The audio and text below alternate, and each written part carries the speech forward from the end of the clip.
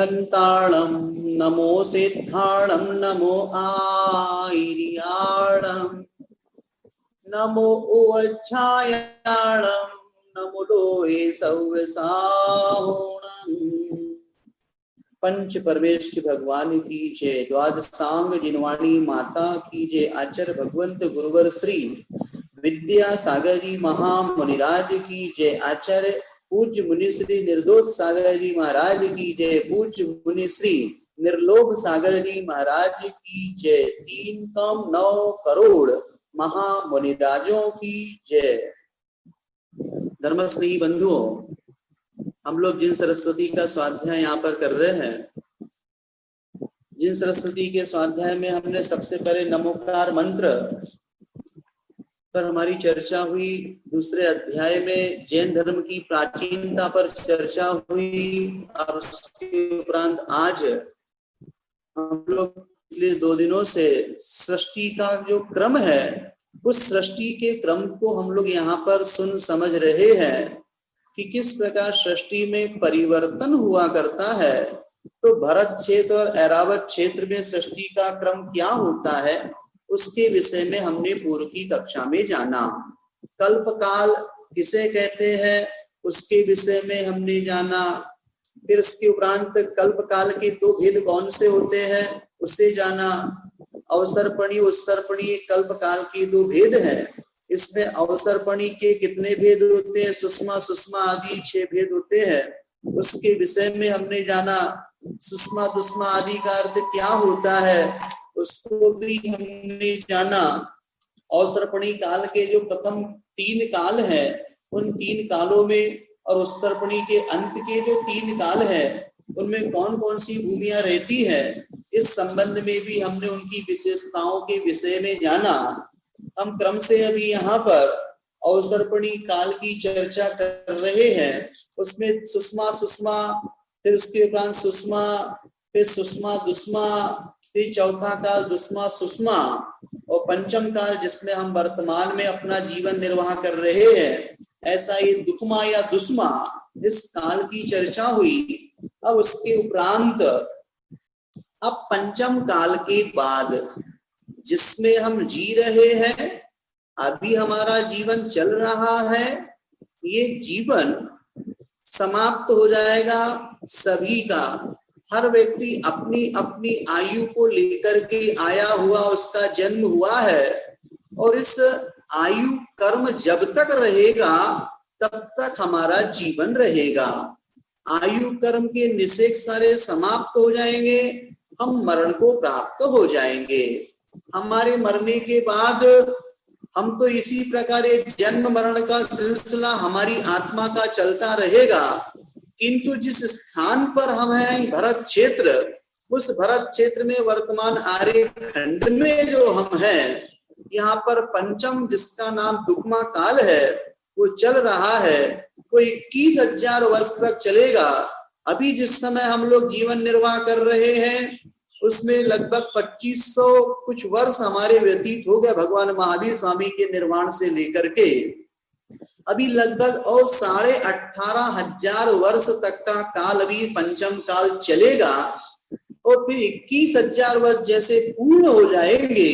कल हम लोगों ने पढ़ा था कि पंचम काल के अंत में मुनि आर्य का श्रावक श्राविका, उस समय वे अवधि ज्ञानी वीरांगज नाम की मुनिदास से वो कल की टैक्स ग्रास के रूप में मांगेगा, और फिर उस समय महाराज अंतराय करके अपने आ जाएंगे और संलिग्न समाधि लेकर के वो अपना कल्याण करेंगे।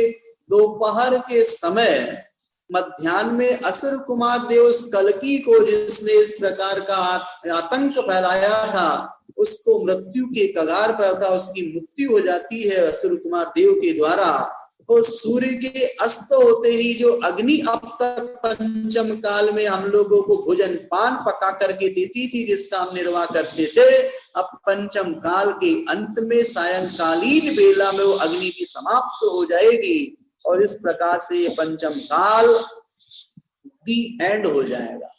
अब उसके उपरांत 6वां काल आ रहा है।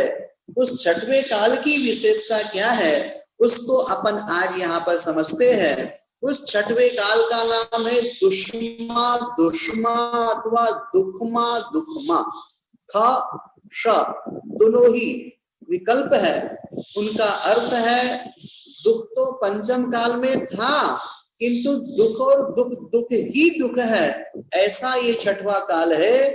इस काल को में दुख ही दुख है, इसलिए इस काल के प्रारंभ में जो मनुष्य रहेंगे उन मनुष्यों की शरीर की जो ऊंचाई है वो 3 हाथ या 3.5 हाथ रहेगी, और उनकी जो आयु है उत्कृष्ट आयु छठवें काल में उत्कृष्ट आयु 20 वर्ष की रहेगी। पंचम काल की उत्कृष्ट आयु हमने सुनी थी 120 वर्ष की, किंतु छठवें काल में यहाँ पर शुरुआत प्रारंभ में 20 वर्ष की रहेगी, और फिर घटते घटते जैसे जैसे एक छठवां काल समाप्त होते जाएगा उस समय शरीर की अवगाहना 1 हाथ मात्र रह जाएगी, और आयु जो है 15 या 16 वर्ष रह जाती है। इस प्रकार ये शरीर की अवगाहना और आयु का क्रम घटना हो रहा है।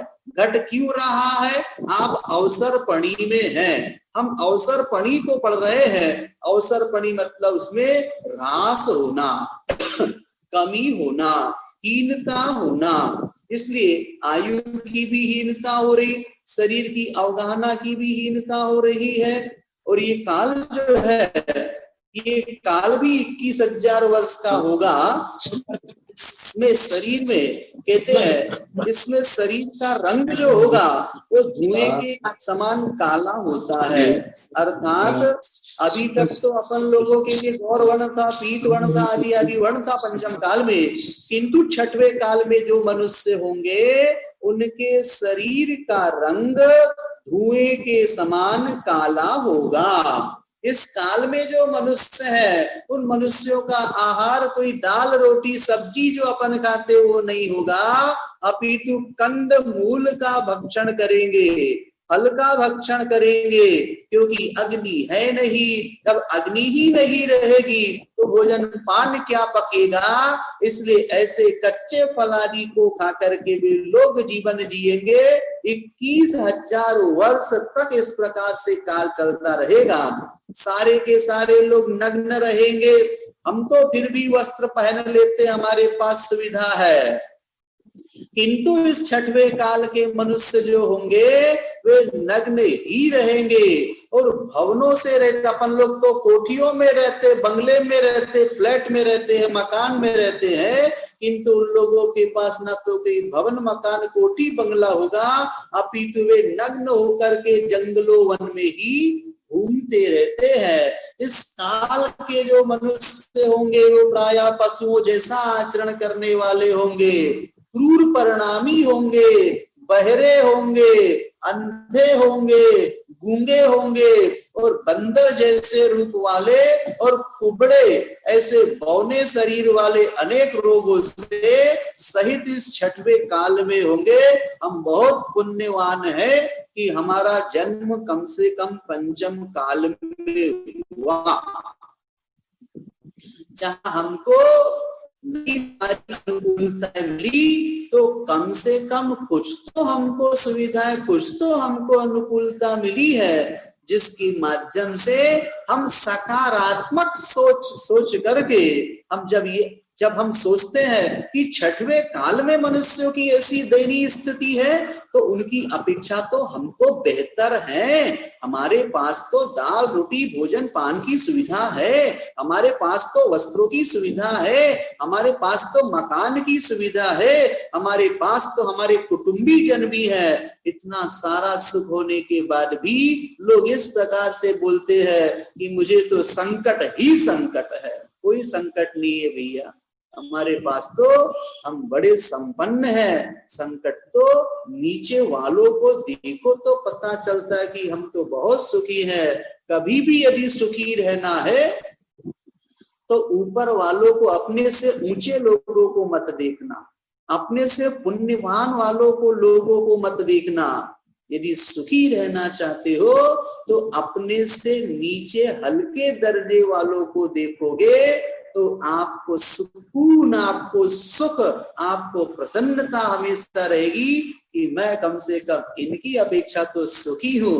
बस यही सुकून, यही सुख जो है वो आपको धर्म से जोड़ेगा, परोपकार से जोड़ेगा और एक दिन आपको आपका आत्म वैभव प्राप्त करा देगा। कहने का आशय यहाँ पर यह है कि वहां के लोगों में इस प्रकार रोगों से रहित रहेंगे छठवें काल के लोग, मनुष्य आदि। इस काल में जन्म लेने वाले जो होंगे प्राय नरक, कहते नरक को तिरंज गति से आते हैं और मरण करके वहीं जाते हैं। छठवें काल में जो भी आएंगे नरक से आएंगे या तिरंज गति से आएंगे और मर करके पुनः वहीं जाएंगे, क्योंकि धर्म का कोई भी कार्य वहां नहीं होता। धर्म के माध्यम से ही अद्भुत गति की प्राप्ति, स्वर्ग आदि की विभूति मिलती है, किंतु यहाँ पर ये सब कुछ धर्मादि नहीं रहेगा। इस काल के अंत में कहते संवर्तक लवा नाम की एक ऐसी वायु पर्वत, वृक्ष और भूमि आदि को चूर्ण करती हुई दिशाओं के अंत पर्यंत तक भ्रमण करती है। एक ऐसी हवा है जिस हवा की वजह से बड़े बड़े पर्वत, वृक्ष और जमीन आदि जो है वो क्या हो जाएंगे, उसकी हवा की आघात प्रघात से चूर्ण हो जाएगी, जिससे वहां पर रहने वाले जो जीव हैं वो मूर्छित हो जाते हैं और बहुत कुछ तो मर भी जाते हैं। इससे व्याकुलित जो मनुष्य और तिर्यंच है वो शरण को प्राप्त करने के लिए विजयार्द पर्वत और गंगा सिंधु की वेदी में स्वयं प्रवेश कर जाते हैं।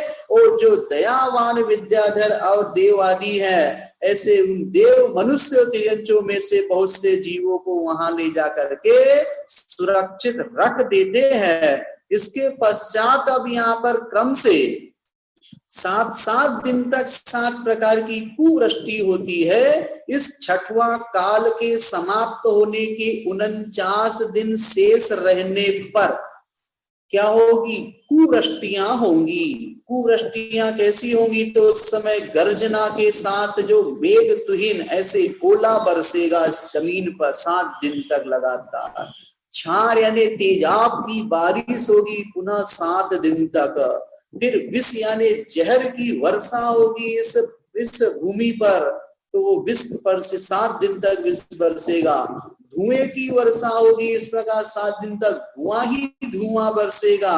और 7 दिन तक धूलि और वज्र और जलती हुई दुष्प्रेक्ष ज्वालाएं, ऐसी 7 प्रकार की कुवृष्टियां 7 दिन तक चलेंगी। ये 49 दिन तक इस प्रकार वर्षा होती रहती है। जो मनुष्य शेष रहे थे उन मनुष्य उन वर्षाओं में नष्ट हो जाएंगे, मर जाएंगे, क्योंकि ये बड़ी तीक्ष्ण वर्षा आदि, तेजाब छार आदि होंगे, जिससे वहां के मनुष्य मृत्यु को प्राप्त हो जाएंगे। और विष एवं अग्नि की वर्षा से ये पृथ्वी भी दग्ध ऐसी जल जाएगी कि कहते 1 योजन तक की उसकी जो मोटाई है वो चूर्ण हो जाती है, अर्थात ये भूमि इस प्रकार बंजर हो जाएगी, क्योंकि 7 प्रकार की ऐसी खोटी वर्षा जब इस भूमि पर होगी, नियम से उसमें रुक्षता इस प्रकार की आ जाएगी जिसमें कुछ भी उत्पन्न होने वाला नहीं है। अर्थात पृथ्वी की दशा भी बिगड़ गई, उस पृथ्वी पर रहने वाले मनुष्य तिर्यंच उनकी भी मृत्यु हो गई।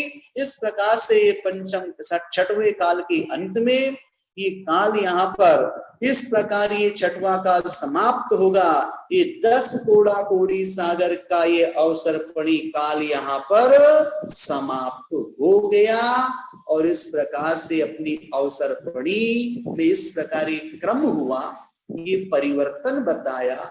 6 प्रकार का परिवर्तन हुआ। सुषमा सुषमा उत्तम भोग भूमि, 4 कोड़ा कोड़ी सागर। सुषमा मध्यम भोग भूमि, 3 कोड़ा कोड़ी सागर, 4 3 7। फिर उसके सुषमा दुष्मा 2 कोड़ा कोड़ी सागर, ये जघन्य भोग भूमि, 9 सागर। फिर चौथा काल दुष्मा सुषमा, यहाँ पर तीर्थंकर आदियों की उत्पत्ति ये 42,000 वर्ष कम एक कोड़ा कोड़ी सागर कर्म भूमि शुरू हो गई।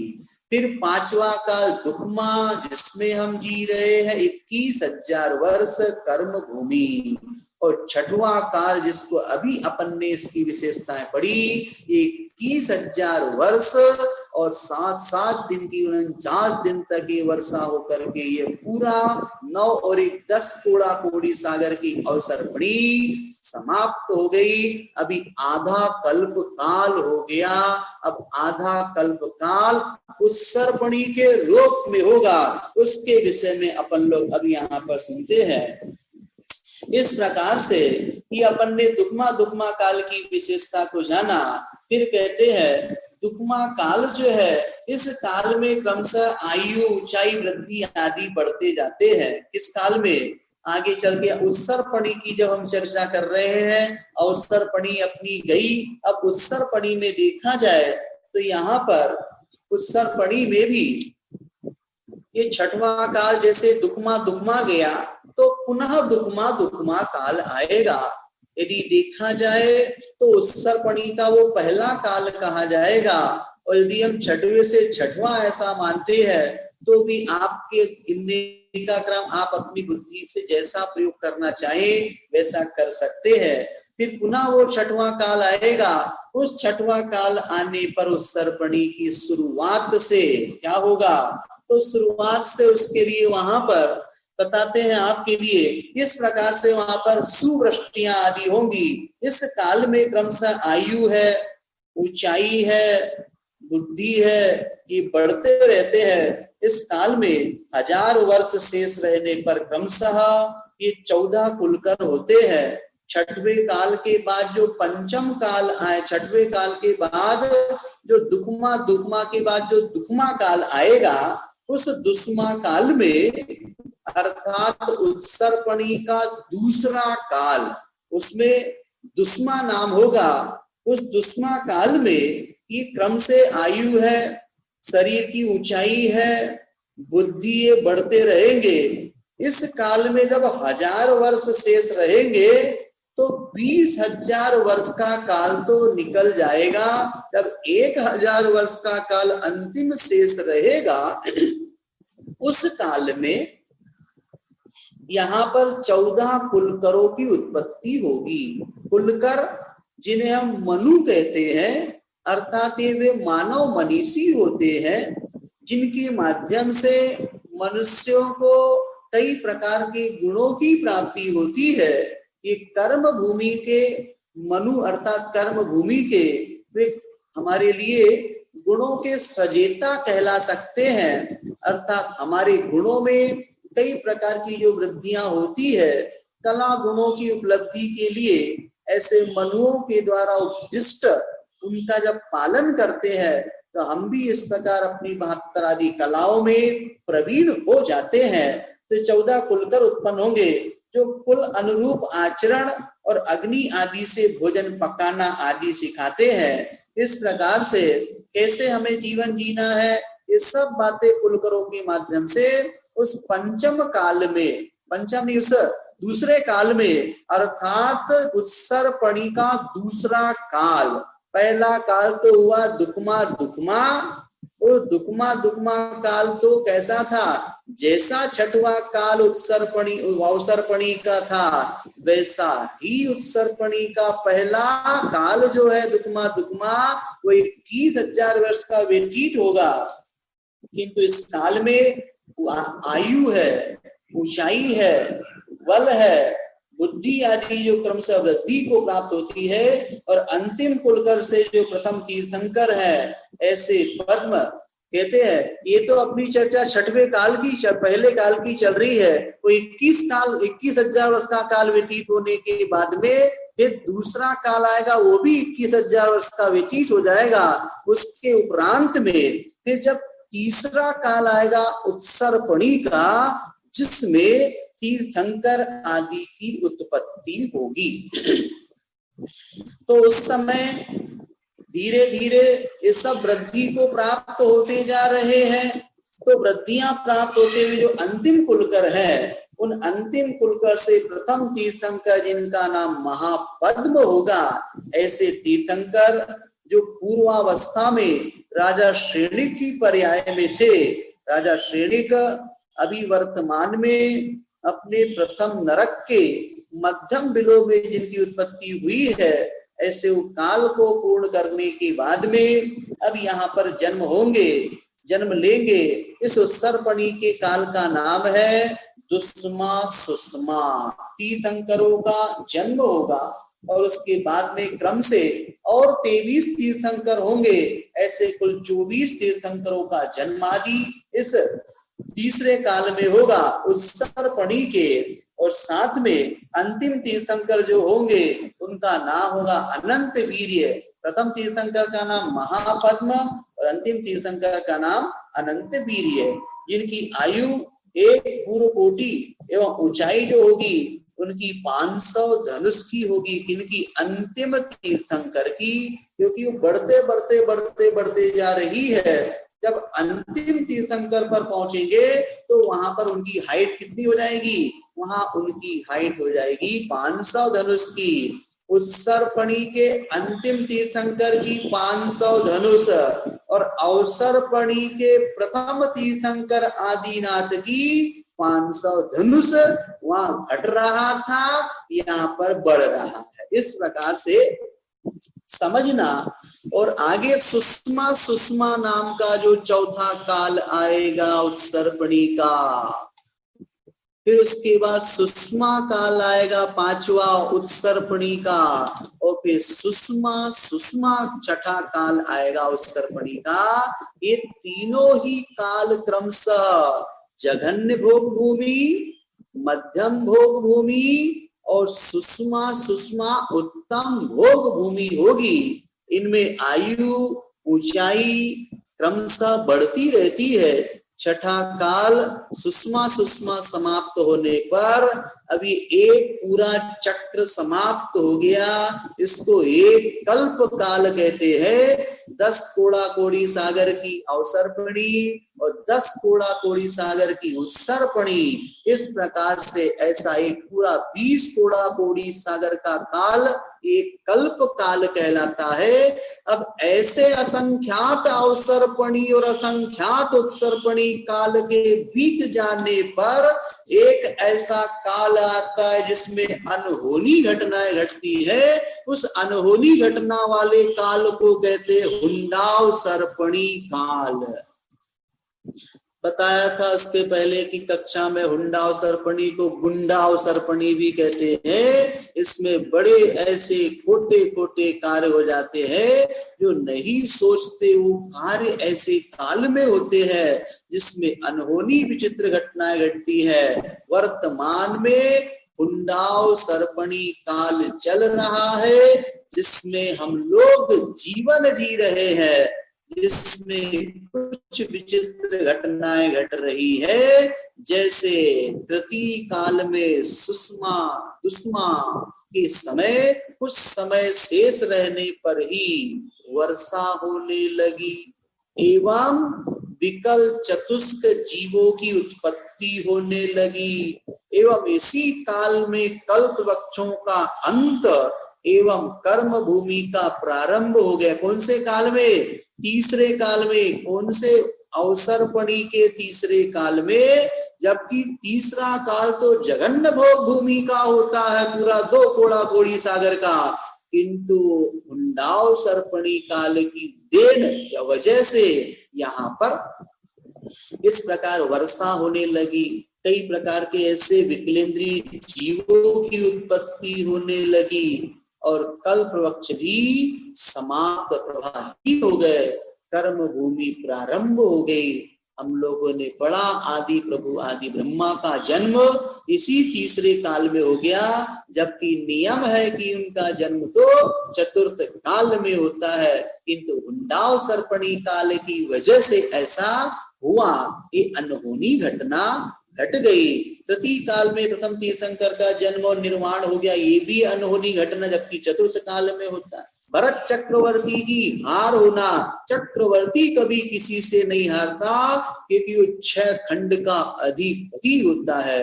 उसके पास तो 14 रत्न और 9 निधियों का स्वामी होता है। एक एक रत्न की 1,000 देव सेवा करते हैं। इतने बड़े परिकर और अपने बड़े सामर्थ्य के साथ जीने वाले के लिए भी हार का मुंह देखना पड़ा भरत सम्राट को अपने ही छोटे अनुज बाहुबली के द्वारा। ये भी एक विचित्र अनहोनी घटना है कि चक्रवर्ती का मान भंग हुआ कुंडाव सर्पणी की देन। फिर कहते हैं भरत चक्रवर्ती के द्वारा की गई द्विज वंश की उत्पत्ति का होना। द्विज यानी उन्होंने कुछ ब्राह्मण वर्ग को वहां पर जन्म दिया, जबकि ये भी एक अनहोनी घटना है। 9वें तीर्थंकर से 16वें तीर्थंकर भगवान तक जिन धर्म का विच्छेद हुआ, ये भी हुंडा और सर्पणी काल की देन है। और फिर कहते हैं इस प्रकार से यहाँ पर 9वें 10वें तीर्थंकर के बीच में 1/4 पल्ल, 10वें और 11वें के बीच में 1/2 पल्ल, 11वें और 12वें के बीच में 3/4 पल्ल, और 12वें और 13वें तीर्थंकर के बीच में 1 पल्ल, और 13वें 14वें के बीच में 3/4 पल्ल, 14वें तीर्थंकर और 15वें तीर्थंकर के बीच में आधा पल्ल, और 15वें और 16वें तीर्थंकर के बीच में पाव पल्ल यानी 1/4 पल्ल। ये पल्ल असंख्यात वर्षों का होता है। ये हमारे लिए नापने का एक पैमाना है। इतने काल तक अर्थात कुल 4 पल्ल तक मुनि, आरिका, श्रावक, श्राविका कोई भी नहीं थे। ये क्या है? ये धर्म का छेद है। और जब इस प्रकार की परंपरा क्षुण्ण रूप से अब शांतिनाथ भगवान से लेकर के तीर्थंकर हुए 24वें महावीर भगवान, और महावीर भगवान के निर्वाण जाने से लेकर के अब तक 2500 वर्ष के बाद भी व्यतीत होने पर भी ये जिन धर्म अक्षुण्ण रूप से इसकी धारा चल रही है, तो बीच में जो इस प्रकार से धर्म का विच्छेद हुआ, ये हुंडाव सर्पणी काल की देन की वजह से हुआ है। ये भी आपको जानकारी होना चाहिए। अपन बहुत पुण्यवान है कि अपने को ऐसे जिन धर्म तीर्थंकरों के काल में जन्म मिला जिसमें कोई विच्छेद, कोई व्यवधान, कोई प्रॉब्लम, कोई समस्या नहीं है। ठीक है, महामारी कोरोना आ गई जिससे हम मंदिर आदि जाना हमारा वंचित हो गया, लेकिन फिर भी हम अपने आत्म धर्म को प्रधान मानते हुए नहीं जिनबिंब हमारे सामने, किंतु हमारा अपना आत्म धर्म तो हमारे पास में है। उसी आत्म धर्म की उपासना करने के लिए घर में रहते हुए हम लोग माला जाप पे पाठ स्वाध्याय और फिर अभिषेक पूजन आदि के कार्यों को हम इस प्रकार टेली मीडिया, सोशल मीडिया आदि के माध्यम से अपने धर्म ध्यान को वृद्धिंगत कर रहे हैं। हमारा धर्म अक्षुण्ण चल रहा है। हम बहुत पुण्यवान हैं कि हमें ऐसे काल में हमारा जन्म हुआ है। यदि बीच में जन्मते तो न वहां मुनि मिलते, न हरिका, न श्रावक, न श्राविका, न ही कोई धर्म मिलता। इस प्रकार से ये हुंडा सर्पणी काल की वजह से ऐसा हो रहा है। तीर्थंकर ऋषभदेव ने तीसरे काल में जन्म लिया, उसी काल में मोक्ष गए। और कहते हैं 3 तीर्थंकर चक्रवर्ती पद के धारी भी हुए थे एवं त्रिपष्ट प्रथम नारायण ये जीव तीर्थंकर महावीर का भी हुआ था। अर्थात भगवान महावीर तीर्थंकर भी बने। और उनके पूर्व इतिहास को, पूर्व पर्याय को देखते हैं तो उन्होंने एक और पर्याय में ऐसे उस सलाह का प्रश्न, ऐसे सलाह का पद को धारण किया, अर्थात वो प्रथम नारायण भी बने हैं। ऐसे ये तीर्थंकर कम हुए तो 63 सलाका महापुरुषों में देखा जाए तो 5 सलाका पुरुषों की कमी आने से ये 5 सलाका पुरुष कर्म कम हुए। क्यों कम हुए?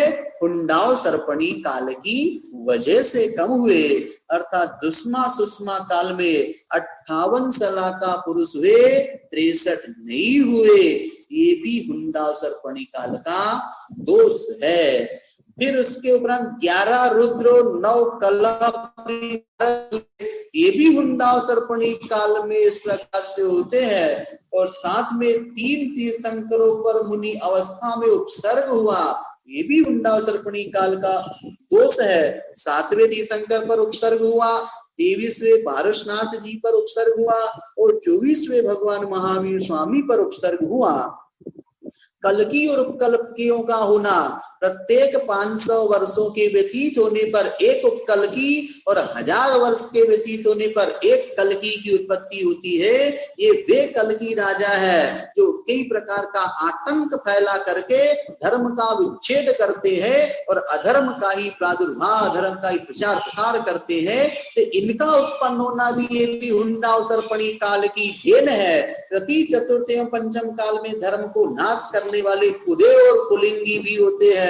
हम लोग जो कुदेव और कुलिंगी आज वर्तमान में अनायतन के रूप में दिखाई देते हैं, चाहे वो शंकर के रूप में हो, चाहे वो कृष्ण श्याम के रूप में हो, चाहे वो और भी दूसरे ऐसे महादेव आदि आदि काली चंडी आदि जो है, अर्थात और भी जो खोटे देवी देवता होते हैं, ये सब सारे के सारे क्या है, इसी पंचम काल में ये भी हुंडाव सर्पणी काल की देन है। कुलिंगियों की पूजा होना, जिन धर्मियों के लिए तो वहां पर किसी भी प्रकार का कोई भी अवभाव नहीं होना, मात्र कुधर्म का ही प्रचार प्रसार, ये भी हुंडाव सर्पणी काल की देन है।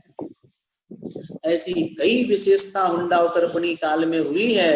अतिवृष्टि होना, अधिक पानी बरस जाता है, नदियां उफान पर है, लोगों को ले डूब रही है, गांव के गांव और शहर के शहर जमी दोंज हो गए पानी में। ये क्या है? अतिवृष्टि, हुंडाव सर्प। अनावृष्टि, वर्षों वर्ष तक भूमि जंजर पड़ी हुई है, पानी आदि जहाँ पे कुछ नहीं बरसता, भूकंप का आना, इस वज्राग्नि अर्थात बिजली का गिरना आदि, ये सब ये भी हुंडाव सर्पणी काल का दोष है। तीर्थंकरों का जन्म अयोध्या के अलावा अन्य स्थानों पर होना और मोक्ष भी सम्मित शिखर के अलावा अन्य स्थानों पर जो हुआ है, जैसे वास पूज्य जी, आदिनाथ जी, ये कैलाश गिरी, चंपापुर, पावापुर महावीर जी और नेमीनाथ जी गिरनार, ये अन्य स्थान से मोक्ष निर्माण गए, ये भी हुंडाव सर्पणी काल का दोष है। इस प्रकार से अपन ने हुंडाव सर्पणी काल के संदर्भ में होने वाली जो अनहोनी विचित्र घटनाएं हैं, उसके संदर्भ में अपन ने यहाँ पर जाना। क्या संपूर्ण भरत और ऐरावत क्षेत्र में काल का प्रभाव पड़ता है? किसी ने प्रश्न किया तो कहते हैं नहीं, संपूर्ण भरत और ऐरावत क्षेत्र में प्रभाव नहीं पड़ता। भरत ऐरावत क्षेत्रों में स्थित जो पांच मलेच्छ खंड हैं, हम जिस भरत क्षेत्र में रहते हैं दक्षिण हिस्से में, यहाँ पर 5 मलेच्छ खंड और 1 आर्य खंड। हम लोग जो रहते हैं आर्य खंड में रहते हैं। पूरा विश्व जो है ये पूरा आर्य खंड है, लेकिन इसके अलावा और भी 5 मलेच्छ खंड हैं जो हमारी पकड़ से, विज्ञान की पकड़ से बाहर है। जैन भूगोल के अनुसार 5 मलेच्छ खंड, जहां मलेच्छी जीव निवास करते हैं, धर्म कर्म का कोई वहां पर काम नहीं होता है, वे उस प्रकार अपना जीवन जीते हैं और जीवन जी करके अपनी आयु के साथ उनका मरण आदि हो जाता है। ऐसे 5 मलेच्छ खंडों में और विद्याधर विद्यार्थी गुफाओं में रहने वाले विद्यार्थी, उत्तर श्रेणी दक्षिण श्रेणी में रहने वाले जो विद्याधर हैं, उन विद्याधर की श्रेणियों में हमेशा दुष्मा सुषमा काल के आदि से लेकर के अंत पर्यंत तक वहां पर समान ही हानि वृद्धि होती है। ये यहाँ पर अपने को समझना चाहिए।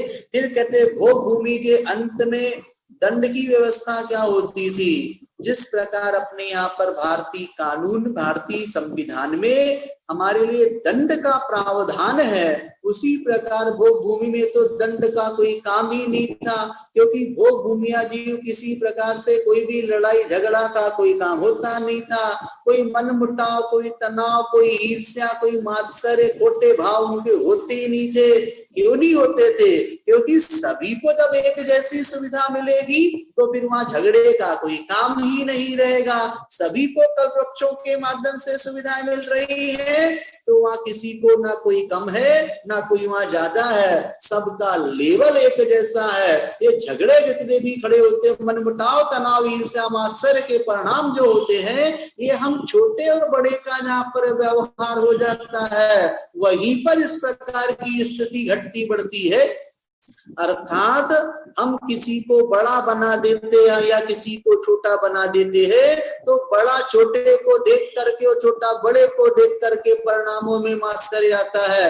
आप जिस घर परिवार में रहते उस घर परिवार में यदि मान लीजिए घर में 4 बच्चे हैं, 2 बच्चे तो आपके, 2 बच्चे आपके देवरानी, आपकी जेठानी के, आपके देवर के हैं, तो आप जब वस्तु खरीद करके लाते हैं तो अपने बच्चों के लिए आपने बड़ी वस्तु, अपने बच्चों के लिए बड़ी कीमती वस्तु लेकर के आए, किंतु अपने घर परिवार के 2 बच्चों के लिए, उन दूसरे 2 बच्चों के लिए आपने कोई वस्तु लेकर के नहीं आया। उन छोटे बच्चों के मन में हीनता के भाव आते हैं कि देखो मेरे तो बड़े पिताजी, बड़े ताऊ जी के बेटे को तो ये नई वस्तु मिली किंतु मुझे नहीं मिली। अब यहाँ पर मन मुटाव, तनाव, ईर्ष्या, मात्सर्य के परिणाम वृद्धिंगत होते हैं छोटे बड़े के व्यवहार होने से। गृहस्थी में रहते हो, सबको एक जैसा उपहार, एक जैसा व्यवहार लाओ ताकि बच्चों के अंदर में अपनापन जगे, बच्चों के अंदर में एक जैसे वात्सल्य के भाव आए। यही छोटे बच्चे आगे चल करके बड़े होंगे और आपके जिन धर्म को और आपके परिवार के मुखिया और नेता बनेंगे। तो मुखिया और नेता बनने की पहली शर्त सबके साथ प्रेम पूर्ण, वात्सल्य पूर्ण व्यवहार होना, वो आपकी वजह से होगा। कहने का आशय ये है कि छोटे बड़े का जहां पर व्यवहार होता है वहां पर ऐसे खोटे परिणाम होते हैं, किंतु भोग भूमि में किसी भी प्रकार के छोटे बड़े पने का व्यवहार नहीं होता, इसलिए वहां झगड़ा नहीं होता। जब झगड़ा ही नहीं होगा तो दंड का कोई प्रावधान नहीं होगा। दंड का प्रावधान तो हमारे यहाँ पर है, क्योंकि हमारे यहाँ छोटे बड़े पने का व्यवहार हम करते हैं। तो दंड क्या दिया जाता, तो दंड के विषय में कहते हैं कि भोग भूमि के अंत में जो दंड व्यवस्था थी, आदि के जो 5 कुलकर हुए जिनको मनु कहते हैं, वे मानव मनीषी हुआ करते हैं। ऐसे 5 कुलकर जो अपराधी को वे 5 कुलकर हाँ बस हाँ कह दिया, ये उनके लिए दंड है। हाँ मतलब हाय तुमने बुरा किया, बुरा काम किया है, मात्र कितना ही दंड देते। हाय तुमने बहुत बुरा काम, ये एक अपराध है। लेकिन आज तो ना हाय और ना कुछ, आज तो बड़े बड़े दंड देने के बाद भी व्यक्ति को उसके सर से जू तक कानों पे जू नहीं रहेंगे, ऐसा कहते हैं। लेकिन पहले के लोग बस इतना अपराध होने के बाद आय कह दिया तो वो अंदर ही अंदर अंतो डज्जमी, वो अंदर ही अंदर पश्चाताप और ग्लानि से ऐसा भर जाता था कि हे भगवान मेरा कर्म तस्म क्षामे दुक्कड़म, ऐसा बोल करके अपना प्रायश्चित करता था। लेकिन आज की व्यवस्था फांसी के तख्ते पर भी लटका देते हैं तो कि व्यक्ति को अकल नहीं आती। कषाय की तीव्रता, उस समय जीवों के इतनी कषाय की तीव्रता नहीं थी, मंद कषाई हुआ करते थे।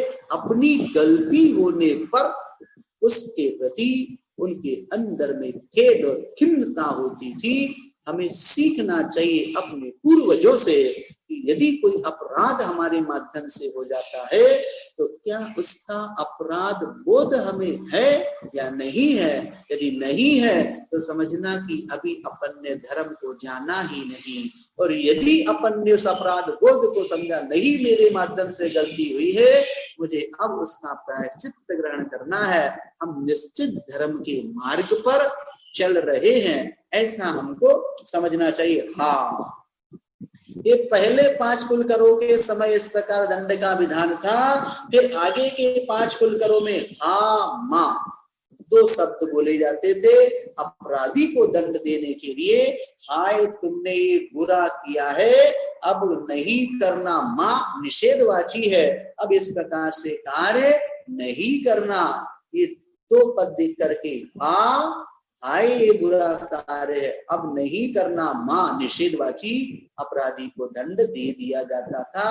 अपराधी इस अपराध को, इस दंड को लेकर के अपना सुधार किया करते थे। और फिर बाद के जो शेष खुलकर हुए हाँ मां धिक, अर्थात हाय तुमने ये बुरा कार्य किया, अब नहीं करना, धिक्कार है। इस प्रकार के दंड की व्यवस्था एक कुल करो के समय हुआ करती थी। ये अपन ने यहाँ की दंड व्यवस्था के विषय में भी जिन शासन में क्या प्रावधान कुल करो ने किया था तत्संबंधी हमको जानकारी मिली है। ऐसी रोचक जानकारी हमको छोटी छोटी सी इस जिन सरस्वती ग्रंथ के संकलित ग्रंथ के माध्यम से हमको मिलेगी। यही छोटी छोटी जानकारी आपको जैन धर्म में प्रवेश कराएगी। और फिर जब धीरे धीरे आप प्रवेश करते हुए परिपक्व हो जाएंगे तो फिर आप जिन शासन के बड़े बड़े महान संस्कृत प्राकृत आदि ग्रंथों को, मूल ग्रंथों को पढ़ने की बुद्धि आपकी जागृत हो जाएगी। और बड़े बड़े ऐसे करुणानुयुक्त, द्रव्यानुयुक्त जैसे तार्किक शास्त्र जैसे ग्रंथों को भी पढ़ने संबंधी बुद्धि की आपको उपलब्धि हो जाएगी। तो ऐसी छोटी छोटी बातों को भी आपको जानना निहायत अनिवार्य है, क्योंकि इनके जाने बिना आप जैन दर्शन के जो बेसिक अर्थात जो आधारभूत जो जानकारियां है, जब यही आपके पास नहीं रहेगी तो आप क्या वहां पर द्रव्य के स्वरूप को समझ जाएंगे, क्या तत्व के स्वरूप को आप समझ पाएंगे, अर्थात उसको समझ नहीं पाएंगे। इनको पढ़ करके, इनको सुन करके, इनकी आस्था करने से आपका सम्यक दर्शन की आपको प्राप्ति होगी। और सम्यक दर्शन यदि है तो उसकी वृद्धि आपको होगी। अब सम्यक दर्शन के सद्भाव में आप जिन बड़े ग्रंथों को पढ़ेंगे, नियम से आपके लिए वहां पर वो समीचीन ग्रंथ के माध्यम से उपलब्ध ऐसी विशेष सम्यक ज्ञान का वर्धन आपके होगा और कर्मों की निर्जरा के पात्री भी आप बनेंगे, साथ ही साथ पुण्य के भागीदार आप बनेंगे। लेकिन उसके पहले प्रारंभ अवस्था में जैसे छोटे से बच्चे को आप लोग नर्सरी भेजते, KG1 KG2 भेजते, पहले बाल मंदिर चलती थी आज से जमाने पहले, तो पहले बच्चा बाल मंदिर में जाता, फिर पहली क्लास में जाता था। उसी प्रकार जैन धर्म की जानकारी को जानने सुनने के लिए हमें जिन सरस्वती का स्वाध्याय, इसको बहुत अच्छे ढंग से अपने दिलो दिमाग पर बैठाने की हमें आवश्यकता है। और यदि इस प्रकार से आप इसको पढ़ते सुनते समझते हैं तो समझना कि आपने जैन दर्शन की उन मौलिक वस्तुओं को बहुत अच्छे ढंग से सुन समझ रखा है। कहने का आशय यहाँ पर यह है कि इन छोटी छोटी जानकारियों को बहुत अच्छे ढंग से जाने सुने समझे। आगे कहते हैं विदेह क्षेत्र स्वयंभू रमण द्वीप में और स्वयंभू रमण समुद्र में काल की व्यवस्था क्या है। विदेह क्षेत्र हम जा रहे थे जम्बूद्वीप, 1 लाख योजन विस्तार वाला, उसमें 7 क्षेत्र किए हैं। 7 क्षेत्रों में हम भरत क्षेत्र में रहते हैं, उत्तर में ऐरावत क्षेत्र है, बीच में जब चलते हैं 7 क्षेत्रों के माध्यम से जम्बूद्वीप में 7 क्षेत्र हैं, भरत, हेमवत, हरि, अब चौथा आ रहा विदेह। ये जो विदेह क्षेत्र है उस विदेह क्षेत्र में और स्वयंभू रमण द्वीप, जब ये पूरा एक राजू प्रमाण जो मध्य लोक है, इस एक राजू प्रमाण मध्य लोक में असंख्यात द्वीप और असंख्यात समुद्र है। द्वीप को घेर करके दूने दूने विस्तार वाले समुद्र है, फिर समुद्र के बाद द्वीप, फिर समुद्र, फिर द्वीप, फिर समुद्र, फिर द्वीप, फिर समुद्र, ऐसे करते करते करते करते पूरे एक राजू प्रमाण इस मध्य लोक में तिर्यक प्रचय के रूप में तिरछे फैले हुए असंख्यात द्वीप और समुद्र है। और असंख्यात द्वीप और समुद्रों में सबसे अंतिम द्वीप और समुद्र जिसका नाम है स्वयंभू रमण द्वीप और स्वयंभू रमण समुद्र। वहां की व्यवस्था कैसी होती है उसके विषय में अपन जानेंगे। विदेश क्षेत्र में तो हमेशा चतुर्थ काल के प्रारंभ की तरह व्यवस्था रहती है, वहां पर कोई किसी प्रकार का परिवर्तन नहीं, शाश्वत भूमि है विदेश क्षेत्र। आज भी वहां तीर्थंकर विद्यमान है। यदि आपके पास कोई ऐसी क्षमता हो जिस क्षमता के माध्यम से आप विदेश क्षेत्र जा सके तो आप अवश्य जाइए, तीर्थंकरों को नमन कीजिए, उनके जाकर के गुणानुवाद गाइए, उनकी देशना सुनिए, सम्मत को ग्रहण कीजिए और लौट करके वापस आ जाइए। लेकिन सुविधा तो है नहीं, ऐसे ना कोई प्लेन है, न ट्रेन है, न मोटर गाड़ी है, कैसे जाएंगे? जाने के लिए आपको या तो कोई देव है, आपको देवता से मित्रता करनी पड़ेगी, वो देव आपको उपकार करुणावश ले जा सकता है वहां पर, और नहीं तो कोई विद्या ऐसी उपलब्ध करनी पड़ेगी जिस विद्या की वजह से आप विदेश क्षेत्र पहुंच सकते हैं। न तो देव अपने पास में है, न कोई विद्या की सिद्धि अपने पास में है, इसलिए अपन वहां पहुंच नहीं सकते। लेकिन जाना चाहे तो उपाय किए जा सकते हैं। कहने का आशय चतुर्थ काल में प्रारंभ की तरह वहां की व्यवस्था रहती है, सदैव चौथा काल वहां पर विचरण करते हैं होता है। और स्वयंभू रमण द्वीप जो है, उस स्वयंभू रमण द्वीप के पर भाग में एवं स्वयंभू रमण समुद्र में दुष्मा काल के समान ही वर्तना होती। दुष्मा यानी पंचम काल कर्म भूमि का क्षेत्र है, उस पंचम काल कर्म भूमि के समान वहां पर परिवर्तन होता है। इस प्रकार की स्थिति वहां रहती है। देवगति में निरंतर प्रथम काल के समान सदृश और नरक गति में निरंतर छठवें काल के सदस्य वर्तना होती है। अपन देवों के विषय में समझे कि देवता जो होते हैं उनके पास सुखमा अर्थात सदैव सुखी रहते देवगति के जीव, और नरक गति के कैसे रहते हैं? उनके तो छठवा दुख ही दुख होते हैं। इस प्रकार से यहाँ पर ये अपने देव गति और साथ में नरक गति के जीवों की क्या स्थिति रहती है, स्वयंभू रमण द्वीप और समुद्र और साथ में विदेश क्षेत्र के संदर्भ में क्या हमारी जानकारी मिली उसको अपन ने जाना।